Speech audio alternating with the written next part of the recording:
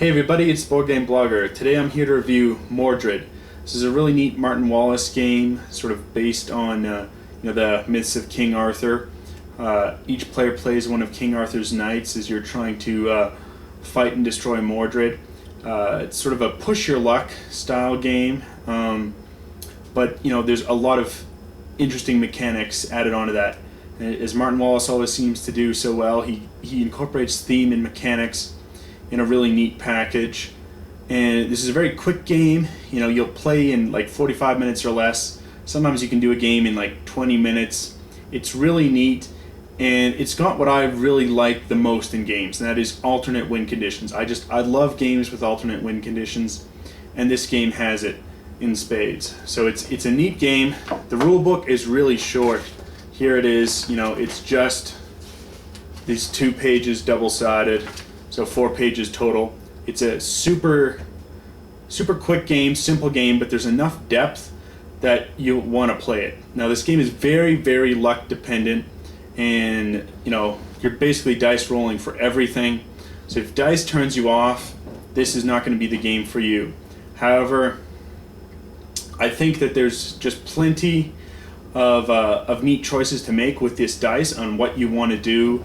There's enough choices and because the game is quick enough that even if you're ruined by dice, you'll still want to play another game, and that can happen. You could just get on a terrible streak with the dice, or a different player could be very lucky, and that will change the outcome in this game.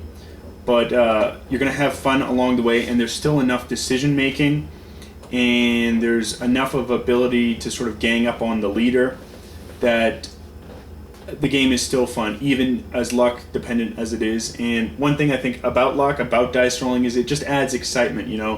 There's kind of the trash talking that happens, and I think you're getting that out of the dice. It just fuels that kind of antagonism, sort of communal antagonism that makes board gaming so fun. It's just that the social aspect and the social banter. But why don't we see how the game plays? And it's a neat, quick game, and Martin Wallace does a great job. There is no sort of player aid, but the rules are so simple you don't need it. Let's see how the game plays. So here's the game on setup. Now the first thing you're supposed to do is you're rolling 2 dice. These are the dice that come with the game. I think it's the one bad component in the game. The dice are way too small. Let's get those out of here. Let's use some real size dice. Now what you're going to do is, you see this money table here on the board, and this is how you make your money. Each turn you're going to roll 2 dice and check on the money table how much money you're making. Now as you can see here on the A track, there's less money to be made, but there's also less risk, because these black markers that's how many Mordred pieces are revealed. Now if I say I had rolled on the C track and I rolled a 1 and a 3, well, I'd get $5, but I'd also get 5 Mordred men. Now that's important because we have this track here, which is sort of the Mordred track.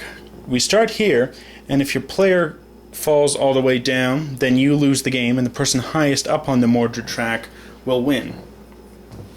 So that's one way the game can end. Now in addition, what would happen is after you place, I rolled those dice, and let's say I'd rolled on the C track, I would then place 5 Mordred men. There's one that always sort of starts here in Mordred's castle, and then you build Mordred pieces out.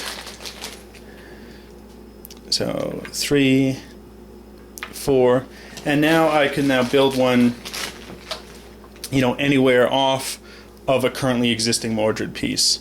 So there, for example. So I would also collect my money of $5, and then I can spend the money. The way I spend the money is we look here on this sort of player aid, and you can build sort of these small villages, the larger villages, the small castles, or the large castles. And they're worth various amounts of victory points. Now that's important in that if King Arthur wins the game, King Arthur wins the game if when the game ends there are more player pieces on the board. So like here, this is a large village. And if there's more of those on the board, then there are Mordred pieces. So, let's say the game ended just like this, and there's only, 3 of King Arthur's pieces. So that's cumulative amongst all the players. Well, then the Mordred player wins. Now, if the Mordred faction wins, so whoever is highest up on the Mordred track and has done the least to aid Mordred, then they are the victor. So let's say, we'd rolled that, we got $5, and we could see here, these are the cost of placing. So it's cheaper to build, usually in the wooded areas, unless you're building castles, and castles are cheaper to build in the mountainous areas. And the large villages which are worth the most victory points, cannot be built in the mountainous areas. Now when you place your first piece, you will place it here amongst one of these black, it might be difficult to see, but there's kind of a black border, just where England meets Wales. So the first one has to go in amongst a black bordered location. Now you can then continue to build off of that or in another black location. Now if an opposing player, they can still build off of a different player's building, but in order to do that, they have to pay an additional $1. So the way this game works is, you're just rolling, you're making money, and Mordred's sort of expanding his influence. Now eventually what's going to happen is you're going to have some pieces that are next to each other, and that's when some fighting happens. So if we have it like here, now the blue player is currently adjacent to Mordred. So on his turn, he can spend $2 and attack out from Mordred. And then we check this chart up here. And this is sort of the fighting table. Now to tack out and attack Mordred, you need to roll a 6 or higher. Whereas if an opposing player has rolled, and they've rolled something on the Mordred track on the money table, and they're attacking out and they're attacking the opponent, they only need to roll a 3 or higher. Whereas it's kind of reversed at the large castles. So let's say, the blue player spends 2 money, and money is, can be stored. So you can, go 4 or 5 turns without actually building any buildings, and then make one kind of big giant turn at the end.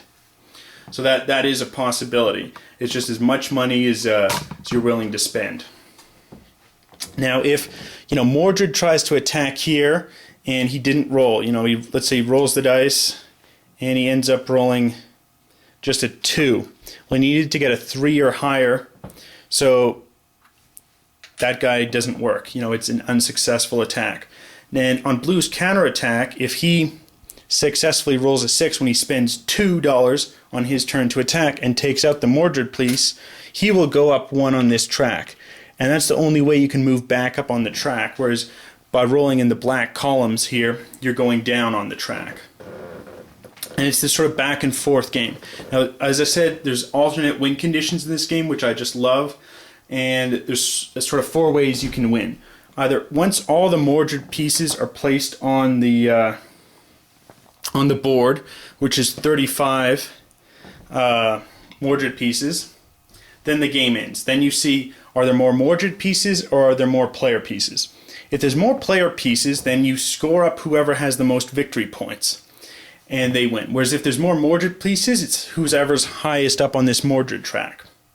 The other way you can win is another way the game ends is once one person has placed all of one particular set of buildings. So there's 4 large castles, there's 6 small castles, there are 6 large villages, and there are 9 small villages. So once one player builds one of an entire set, then the game ends. And then you, again, check, are there more Mordred pieces or are there more of King Arthur's players' pieces? And if there's more of King Arthur's players' pieces, then you score up the victory points, whoever the most victory points wins. If there's more Mordred pieces, it's whoever's highest up on this Mordred track. And so it's a really neat mechanic in that the game could end very differently, depending, or the victor is very different depending on how the game ends. And there's just that neat incentive. If someone's actually able to build all the way up to here and then kill Mordred, they are the winner. And as I mentioned before, if someone falls all the way down on this Mordred track and then the game ends, then whoever's highest up on the Mordred track wins. And there's just a lot of neat, it's a lot of dice rolling. Dice rolling is everything. So for example, let's pretend this is the current setup and now it's green's turn. Now if I don't say anything on the track, I automatically am assumed to use row C. So I'm going to roll for B. Okay, so I got a 6 and 2. So for blue, he's going to fall down 1 on the Mordred track, and then 6 and a 2 is $6 total. So he's going to spend 5 of his dollars to build a small castle here, and he'll hold on to $1 more. And he also had to place the Mordred man because he triggered one. Now he's actually supposed to do that prior to spending the money, so I would have placed here and then built. And that's my turn. And now it goes to somebody else's turn. And just as you can see, Mordred's expanding his influence, but so are the different players as King Arthur's men. And you're going to have fighting back and forth between Mordred and the various players. Sometimes people sort of build down here and they're trying to just quickly build out 6 of the large villages to score the most victory points. But then the other players can be trying to roll on Mordred and beeline down here to take out their undefendable villages just because they don't defend well. You really need castles to fight Mordred. There's a lot happening in this game, and it plays so quick in half an hour that even if you're just hit by terrible dice roll after dice roll, it's not like you've invested a lot of time in the game. But I think there's enough neat mechanics that the dice aren't a problem. It's just really neat. There's so much tension because the game could end so many different ways, and depending how the game ends, the victory conditions are different. It's a great game. I know there's not many copies around. I was able to get a used copy, but if you can find a copy of this game and you like any Martin Wallace game at all, or you just like an American style game, this is a great one. I would highly recommend. Till next time on the Board Game Blogger.